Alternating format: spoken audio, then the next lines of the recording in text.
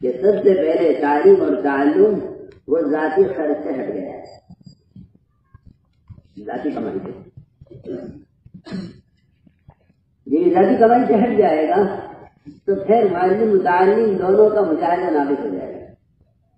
احترام کا معمول یہ تھا کہ وہ جنگل سے لکڑیاں کاٹتے تھے، ان کے گھر بناتے، انہیں چولہے میں جانے کے قابل چھوٹے چھوٹے ٹکڑے بناتے، ان کو لا کے شہر میں بیچتے، ان سے جو آمدنی ہوتی اس آمدنی سے بکری خرید کر ازواج مطہرات کے 11 گھروں میں تازہ گوشت پہنچایا کرتے تھے۔ یہ طلبہ کا کام ہے۔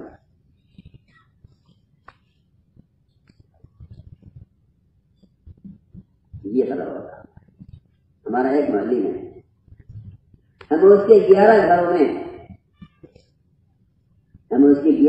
میں گوشت پہنچانا ہے تازہ روزانہ۔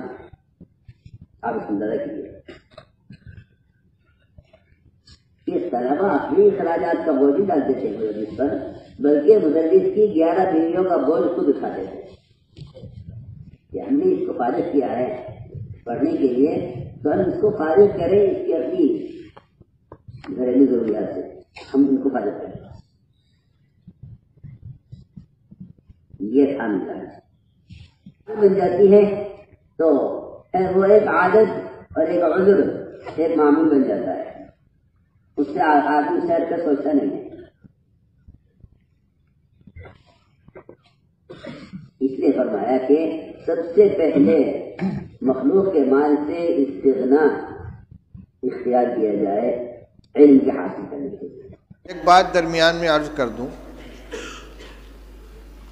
مولانا سعد صاحب نے بھوپال میں تقریر کی ہے کہ دعوت اور تعلیم دونوں سنت کے راستے سے ہٹ گئے ہیں، اور مثال اور دعویٰ کیا کیا ہے کہ صحابہ کرام رضی اللہ تعالیٰ عنہ خود رسول اللہ صلی اللہ علیہ وسلم کے گھر کا انتظام کرتے تھے، یعنی طالب علم کی یہ ذمہ داری ہے کہ وہ استاذ کی کفالت کرے۔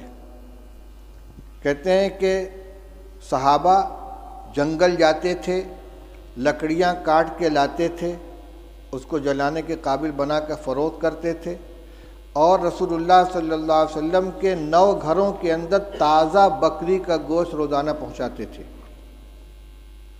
یہ ہے یعنی بحیثیت استاذ کے کہ یہ شاگرد تھے اور استاذ کے گھر میں تازہ روزانہ بکری کا گوشت پہنچاتے تھے۔ اور ہم جو روایت پڑھ رہے ہیں اس میں کیا مل رہا ہے؟ اس میں یہ حضرت عائشہ رضی اللہ عنہ فرماتی ہیں کہ ایک چاند نکلتا تھا، دوسرا چاند نکلتا تھا، اور تیسرا چاند نکلتا تھا، اور رسول اللہ صلی اللہ علیہ وسلم گھروں میں آگ نہیں جلتی تھی۔ اور یہاں آ رہا ہے کہ 9 گھروں میں حضور صلی اللہ علیہ وسلم نے آدمی بھیجا ہے، اور سب جگہ سے جواب کیا آ رہا ہے؟ ما معنا الا الماء، ہمارے پاس پانی کے علاوہ کچھ نہیں ہے۔ یہ کیا حدیث کی تحریف نہیں ہے؟ یہ ازواج مطہرات کے بارے میں جو بات کہی جا رہی ہے صحابہ کے بارے میں کہ روزانہ ان کے یہاں بکری کا تازہ گوشت صحابہ کرام پہنچاتے تھے، اور آج طلبہ کو کھانا مطبخ سے دیا جا رہا ہے اور اساتذہ کو تنخواہ دی جا رہی ہے، لہذا تعلیم سنت کے راستے سے ہٹ گئی ہے۔ یہ کیا مذاق ہو رہا ہے؟ یہ جتنے مدارس چل رہے ہیں، جتنے اکابر نے مدارس قائم کیے ہیں، تعلیم گاہوں کا انتظام کیا ہے، اصحاب صفہ نہیں تھے جن کے لیے صحابہ کرام رضی اللہ تعالیٰ عنہ لا کے خنگور کے خوشے لٹکا دیا کرتے تھے، اور انگور اور کھجور کے خوشے لٹکا دیا کرتے تھے، اور ان کو اسی سے کھانا دیا جاتا تھا۔ وہ روایت نہیں آئی کہ رسول اللہ صلی اللہ علیہ وسلم مہمانوں کو حوالے کرتے تھے کہ بھئی اتنے کو کون کھلائے گا، جس کے گھر میں 2 آدمی کا کھانا اور تیسرے کو کھلائے، جس کے یہاں 4 وہ 5ویں کو کھلائے۔ صدیق اکبر اتنے آدمی کو لے کر گئے، فلاں اتنے آدمی کو لے کر گئے۔